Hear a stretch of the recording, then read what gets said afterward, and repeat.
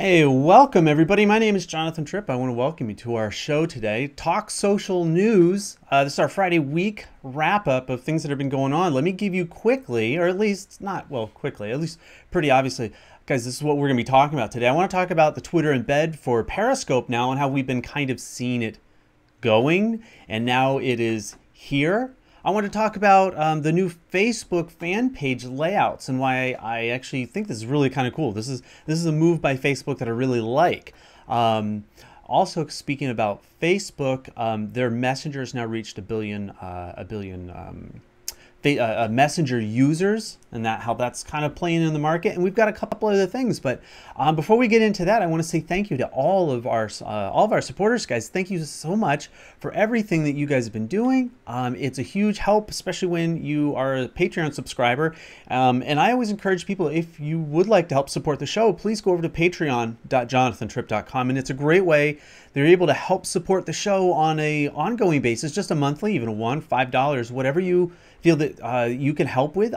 Much is appreciated because it helps to produce this show. But if you would like to be a part of our mailing list, please go on over to jonathantripp.com/better social. It's also another place that you get to watch this show if you haven't already gone over. But that right there is a way that you can become a part of our email community, and I would love to be able to reach out and be able to hear from you. So thank you guys for that. All right. For those of you guys that are watching us live on the show, please do me a favor. Would you share the show out? I appreciate that because, you know, it does actually make it helps other people know what that the show's going on, and that they can find you here. So let's kind of get right into it today. The first, right off the top, and there's a couple of other topics that I do want to talk about. The first one is the Periscope Twitter separate launch purchase over the last year or so, and now they're finally doing what we've kind of been asking for a while, which is I want to be able to watch Periscopes from my Twitter feed, and I mean in a pretty integrated way. And I see this coming down. I think this is the first step of a few where if to be a Periscope user, broadcaster side, you definitely need the app, and I see the value in that. I like that, and I would like to see more of that. But I really like being able to see the more of the Periscopes in the Twitter feed itself, that I don't have to have the separate app in order to watch. That's just my personal opinion. That's one of the values I see of Periscope integrating the two. But what's really interesting is the way that Twitter is now going to be, they're embedding the embedding the Periscope with a tweet. It's I mean that you can always go to their website, you can look it on the app. Now you can actually look at it in your feed, and I think it's really cool. I'm really glad to see that, and hopefully people are going to be able to, broadcasters are going to be able to now get outside of just the Periscope app. And it gives us a chance to interact and then share that content, because honestly, I don't go into my Periscope app that much unless I know specifically I want to watch something for somebody. But then again, I usually see it in my Twitter feed. That's how I know about it, and that's how I go. So maybe this is a really smart step of just streamlining the Periscope experience for the masses. So kudos to Twitter of embedding the Periscope. And I'd love to know, for those of you guys that are watching us live here on Fire Talk, how many of you guys are active or semi-active, whether you're a broadcaster or a viewer of Periscope? How many of you guys actually watch and use Periscope on a fairly regular basis? Not the occasional you come across it, but do you have people that you like to watch on Periscope? I'd love to know. I'd love to hear what you have to say. Oh, and by the way, today here's the mugshot for the day. Again, this is done by brought to you by this is my coffee mug sponsor by Green Earth Travel. I've really grown to enjoy getting to know Donna over the last little bit, and this was a mug, and this is a handmade mug by her husband, and so I'm really thankful for that. So.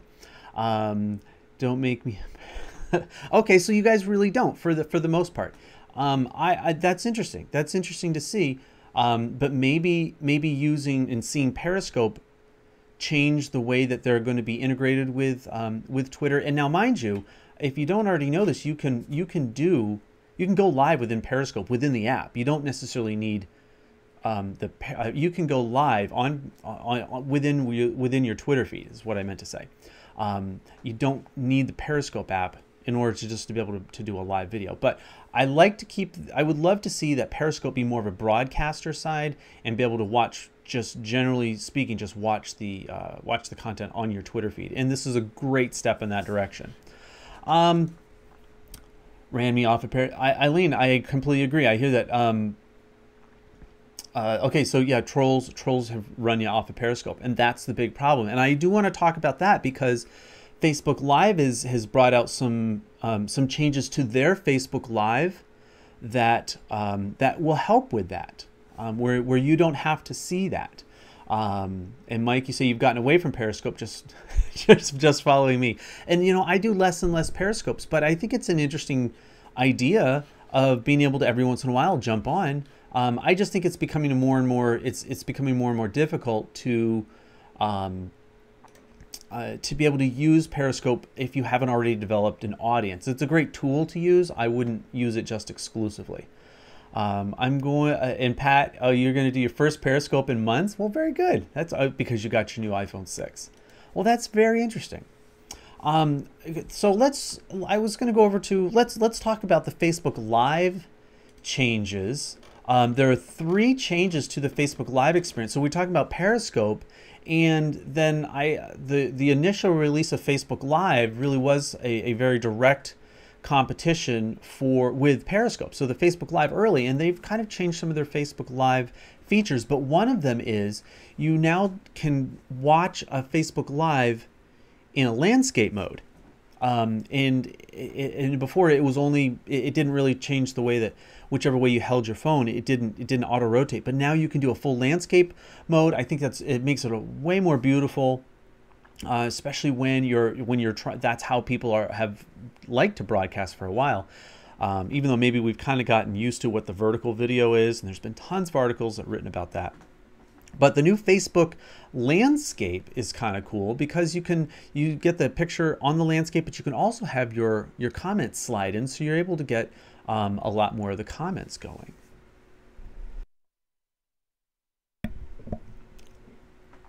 All right. Let's see here. Another part of this. By the way, that is very similar. That landscape switch is very similar, if almost completely identical, to the Periscope switch. And I don't remember if you guys, I don't know if you guys know that. If you guys remember that when they made that change. The other thing is that you can now go longer on your Facebook Live. I don't know if you guys know that. It used to be limited. Now it is it was. I think now it's up to 90 minutes. No, I'm sorry. It used to be, I think it's up to 4 hours now. It's 4 hours. It used to be up to 90 minutes. Now it's much longer. That's what it was. And that's too long. Well, it's you know, I could definitely see maybe where you're doing some longer concerts or speaking engagements or things like this, where there might be some value in it. I have yet to see a legitimate sunset Facebook live stream. Can you just stream up to 24 hours not recorded though? I don't believe so. Not from a Facebook Live, but I think you can do it from your from the fan page, I think. Read your first comment. Nope, we reported it to be used 90 minutes. Yeah, it used to be up to 90 minutes. Now you can record up to 4 hours. But as far as and keep in mind that there's a difference between your profile Facebook Live, which is how a lot of these changes are being affected, versus your fan page live, and that it incorporates the API and all that kind of thing. And then the last feature I wanted to talk about was this. And this, Eileen, kind of goes to your comment of, you know, the trolls have kind of driven you away from Periscope. Well, on On Facebook, one, there's a lot less trolls because of just the setup of Facebook Live. It actually does change. It changes who and the access and things like this. But generally speaking, one of the other new features that they bring out is that you can actually quiet the reactions, or you can hide the reactions and the comments. So you can do your broadcast on. Now you don't see the comments, and honestly, like I think there's some pros and cons as always. I think that if you, on the one hand, if you just want to do a broadcast, more of like a webinar style, just where you're going to be speaking and you don't want to see the camera, the comments, you want to see the little reactions kind of flow across the screen, you can turn those off. However, though, if I'm on a Periscope or a Facebook Live and I'm talking live to an audience and I want to see people there and I want to be able to interact with them.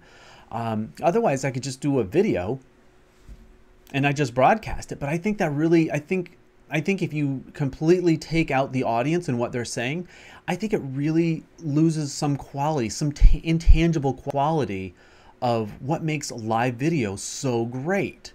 Now, I again, this is not like, I would still say, look, if you see somebody trolling, block them. You know, don't pay them mind. That's generally what they're looking for. Don't get caught up in the harassment cycle. Break it by blocking them. You know, don't allow them to interrupt, which is the whole point of what they're trying to do. So those are those two things. Getting over into the Facebook fan page changes. Apparently, not everybody can see them. I don't know why that is. I do think it's kind of funny. I really do. I actually do think it's kind of funny that not everybody is able to see them. David, I'm so sorry. I don't know what. Apparently you were in the wrong line when they were handing out the Facebook page updates. It is what it is. But there is a new layout for your fan page. If you haven't, go on over to facebook.com and then just do / and just, it's all spelled out, jonathantripp.com. So Jonathan Tripp, DOTCOM. That's my fan page, and you can see the new layout where they've taken the buttons and they've actually put them below the banner. That's the major thing. It actually, and somebody else has said this, and I don't remember who. They're saying it looks more like a web page rather than like a page within a page. You know, it's within Facebook, and you have your own. You have your own. Little mini site within Facebook. It looks like, and I see them doing this for a couple of reasons. Now, this happens to be the one change to Facebook recently that I actually really like. I like the new layout. I think it looks fresh. It's very clean. It helps me be able to look at people's pages, and I feel I like this change. This is, I think, another one of the other things that they've rolled out within Facebook to make the whole platform more integrated, so that you don't need to go to somebody's website. You can get, if they populate it, you can just stay on their fan page. There's more app connections and things like this that I can see that they're going to be rolling out as a way to make sure that you really do want to stay within Facebook. And I think this is just one more of those like on the checklist of, hey, we're going to incentivize the user to stay within the platform. And good for Facebook, not always good for the content creators or for the page owners. But you use some strategy. But I do see that those kinds of things are rolling out. What was the other that I was seeing? The other news that I see is that 1 billion users for Facebook Messenger. That's a big number. And they started this rolling out a while ago, where offering a completely separate app for your phone, for your mobile device, that you can, it's a completely separate experience. They've changed the layout. They've now required it to use that. Instead of being able to log in through the browser to a mobile, you have to, they do keep you, and they direct you right to the app. But in doing so, they've also added some other features to again, incentivize the user to stay within the app. They've included your text messaging, so now you don't need to have a separate app for your texting. Okay, you can do video chat within the app. You can do phone call you can do phone calls within it. I mean, they keep adding these other things out. And then the newest one beyond just being able to get more users on is the use of being able to watch a look at instant articles within the app. They're keeping everything so that you stay within the Facebook platform, whether it's on the mobile app, whether it's on the desktop, whether it's in the app. It just kind of goes on and on.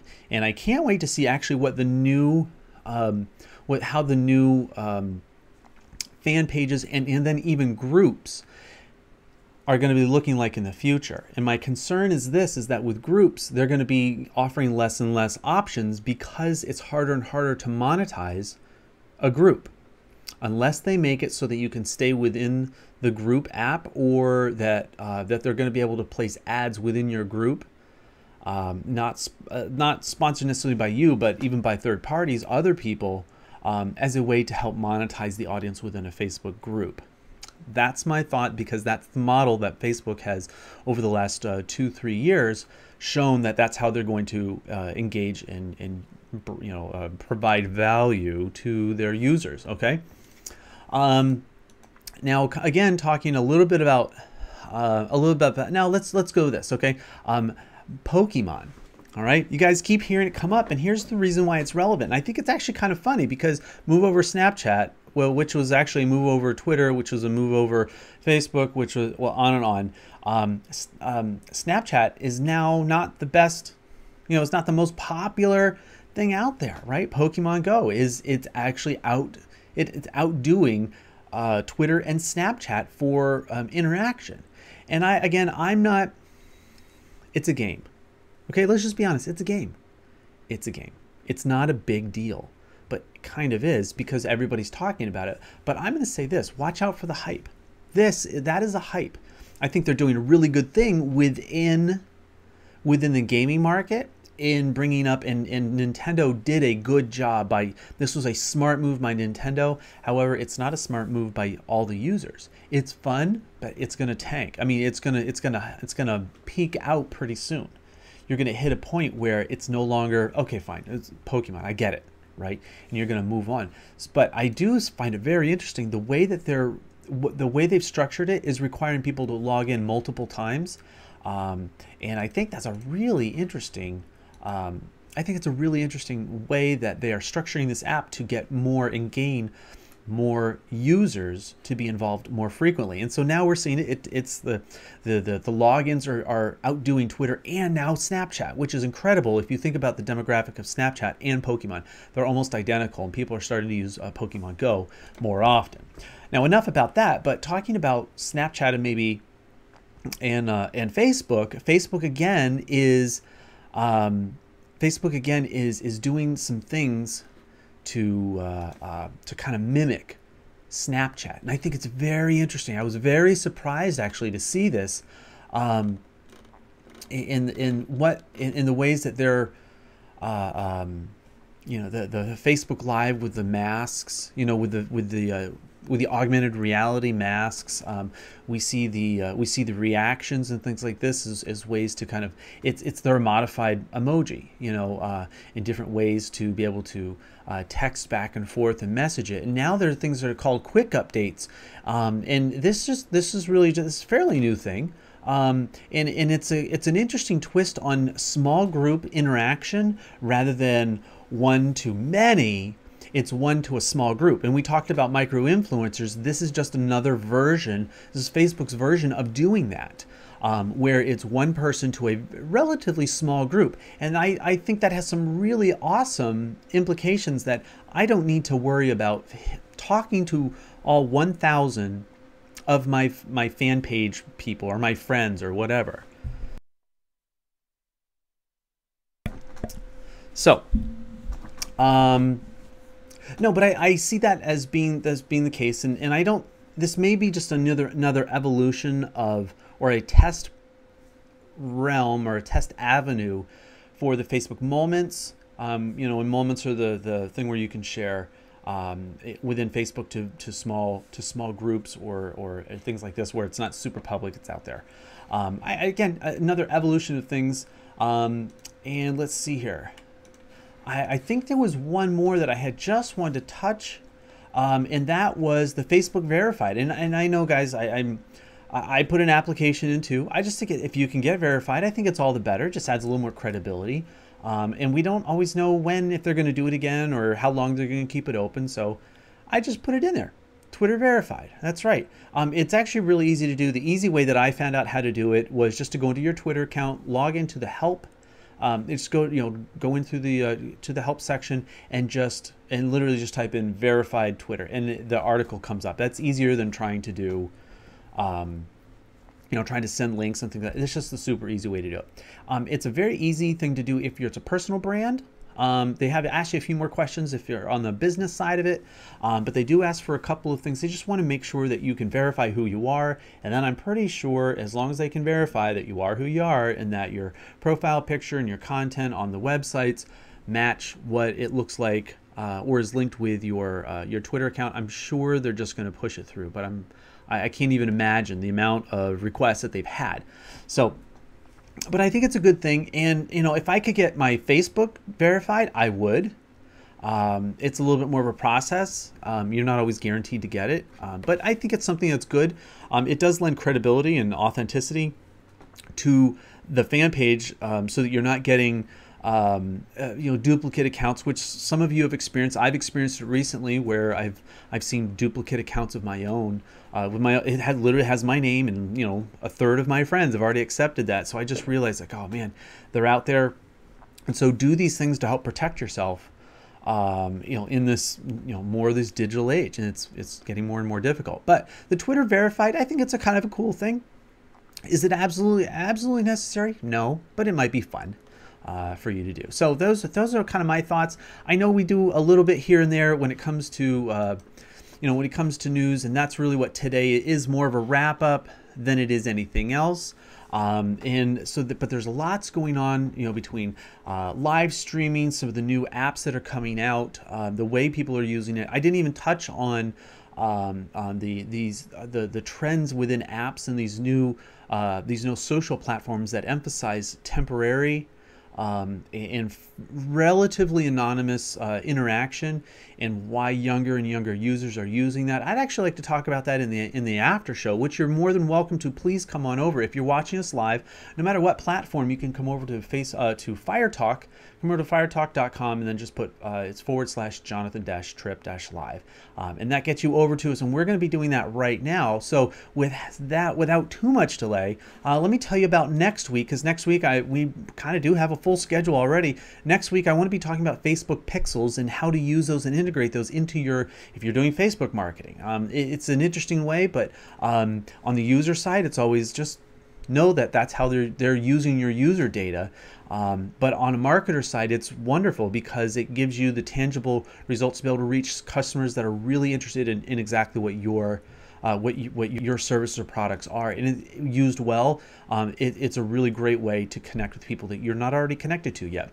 I do want to talk about Pinterest next week, and I haven't done a Pinterest show in a while, but I would like to do one next week about Pinterest. I think it's a really great platform to be using now. I love several of the features, and I just want to go over those next week. Talking about customer service in the social media age, this is super important. I think it's a lost art, but it's something we absolutely need to pay attention to, whether you're a big company or a small company. No matter what, engaging with your customer through customer service is absolutely essential. And again, we're going to keep our social for small business. Next week, I'm going to be looking at Facebook Live, how I think small business can use it really effectively, that actually push customers and potential clients to their website instead of keeping them where they're at, and using Facebook Live to do that. And then, as always, next Friday, we're going to be doing another Talk Social wrap up for the next week. So with that, guys, I'm really excited. Thank you so much for joining us today. I will see you tomorrow, or I will see you on our next show on Monday at 10 a.m. Eastern time. All right. So guys, thank you so much for everybody that's watching us live and that's going to catch us later. We're about ready to start our after show. So great. It's great to see you guys. Thank you so much for joining us. Take care.